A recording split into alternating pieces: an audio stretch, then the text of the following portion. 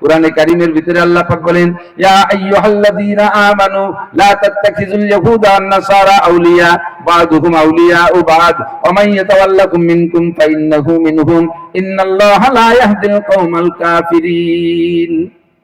ইহুদ নাসারা তোমাদের চিরশত্রু, তাদের সাথে যারা সম্পর্ক আর ভালোবাসা গড়বে কিয়ামতের ময়দানে এই ভালোবাসলে ওলাদেরকে ইহুদ নাসারাদের সাথে বিবেচনা করা হবে। নমরুদরে বলতেছে, মিস্টার চড়ক গড়ে না কেন? তাই তো এই চড়ক কি ব্যারিং টেরিং কোনো সমস্যা হয়ে গেল? গড়ে না কেন?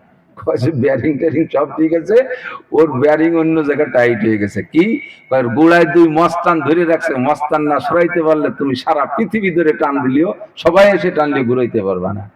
তুমি মস্তানকে সরানো যায় কিভাবে? আর কোনো পদ্ধতি নাই, মস্তানকে সরানোর পদ্ধতি একটাই, তোমার উম্মতের ভিতরে থেকে 40-80 জন যুবক যুবতী, 40 জন নারী 40 জন পুরুষ যুবক যুবতী একেবারে অ্যাডাল্ট সাবালেক সুন্দরী দেখে তাদেরকে এনে এই জায়গা জেনায় ব্যভিচারের অত করায় দাও। ওই জায়গা যে মস্তানরা ধরে রাখছে ওই মস্তানরা এই ব্যভিচারী আর এই বেপরদাগি সহ্য করতে পারে না, ওরা তখন সরে চলে যাবে, তখন তোমার চড়ক ইজি হয়ে যাবে। নমরুদ কয়, নো প্রবলেম, এটা কোনো ঘটনাই না। সুন্দরী 40-80 জন যুবক যুবতী দিয়া সে জায়গায় অন্যায়তে যখন লিপ্ত করাই দিছে, বাস জিবরাইল আর মিকাইলকে আল্লাহ আর পারলাম না, এ জায়গায় থাকা যায় না, আল্লাহকে চলে এসো। অর্থাৎ ইব্রাহিমকে তো গুল্লি দিয়ে ফেলাই দেবে, ইব্রাহিম তো তোমার বান্দা না। জিবরাইল, ইব্রাহিম তো তোমার বান্দা না, ইব্রাহিম তো তোমার ধর্ম করে না। জিবরাইলের ধর্ম করি নাকি আমরা? হ্যাঁ, মিকাইলের ধর্ম করি? কোন নবীর ধর্ম করি? নো। কার ধর্ম করি? একমাত্র আল্লাহর ধর্ম করি। তো জিবরাইল তো ওই আমার ইব্রাহিম তো আমার ধর্ম করে, ও তো তোমার বান্দা না, ওরে নিয়ে তোমার চিন্তা করা লাগবে না, ছেড়ে দাও, চলে আসো, তুমি বেহাগের মধ্যে থাকো না। ফাঁকে একটু ছোট্ট কথা বলে যাই, এই যে 40 জন সুন্দরী লোকালয়ে দিবালকে লক্ষ লক্ষ মানুষের ভিতরে ওপেনেই অন্যায় করেছে, তারা একেবারে সিল মারা মার্কা মারা ব্যবসায় পরিণত হয়েছে না? কোন রুচিশীল বুদ্ধি ওই যাদের সাথে অন্যায় করছে তারাও তাকে বিয়ে করবে না।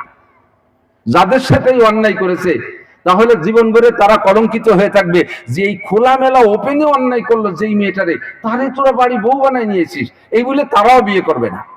এখন এই মেয়েগুলোর বাকি জীবন কি হবে? স্বামীর ঘরে গেলে স্বামীর সংসার করবে, বাপের বাড়ি থাকলে একটা বাপের বাড়িতে থাকবে না। মেয়েরা বিয়ের পরে স্বামীর বাড়িতে সেখানে যে সুখে শান্তিতে থাকবে, কিন্তু তাদের বিয়ে হবে না। তাদের বাকি জীবন কিভাবে চলবে? খাবে দাবে কি? ইনকাম সোর্স কি? নমরুদের পক্ষ থেকে এই মেয়েদের কপালে, যে কথাটা বলবো বলে নিয়ে আসছে, এদিকে একটু সরিয়ে আসলাম, নমরুদের পক্ষ থেকে এই 40 জন সুন্দরী মেয়ের কপালে তাদের হাতে এক একটা টোকেন দিয়ে দিচ্ছে। নমরুদ তো কার্ড দিত, রিলিফে মাল দিত, এই কার্ড নিয়ে যারা আসতো তাদেরকে দিত। এই 40 জন সুন্দরী মেয়েকে স্বর্ণের টিপ দিয়েছে, টোকেন দিয়েছে, এই টোকেন গুলো তোমরা কপালে লাগাইয়া আসবা, লক্ষ লক্ষ মানুষের মধ্যে আমি চিনতে পারবো যে তোমরা সেই ইন্টারন্যাশনাল ব্যবসা।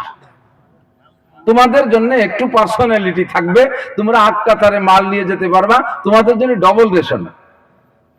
এই 40 জন ব্যবসা কপালে টিপ লাগায় সেখান থেকে ঘুরতো, সেই থেকে নিয়ে টিপের প্রচলন শুরু হয়েছে কিয়ামত পর্যন্ত। হাদিসে আছে, মান তাশাব্বাহা বিকওমিন ফাহুয়া মিনহুম, যার সাথে যার মিল হবে তার সাথে তার হাসর হবে। অর্থাৎ যার সাথে যার মিল হবে তার সাথে তার হাসর হবে, যার সাথে যার মহব্বত তার সাথে তার কিয়ামত। এটা তো প্রসিদ্ধ কথা। এই মেয়েগুলো এইভাবে ব্যবসা প্রসিদ্ধ হয়ে গেছে, আর সেখান থেকে টিপের প্রচলন আসছে কিয়ামত পর্যন্ত। বলো যে জাতি বলো না কেন, মহিলারা কপালে যদি টিপ লাগাও তোমাকে ধরে নিয়ে হবে নমরুদের ওই 40 জন ব্যবসাদের সাথে। কপালটা কার জন্য খাস? সিজদা হবে কার জন্য?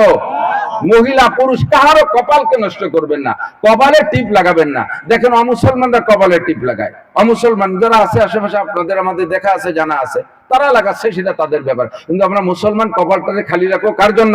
আল্লাহ।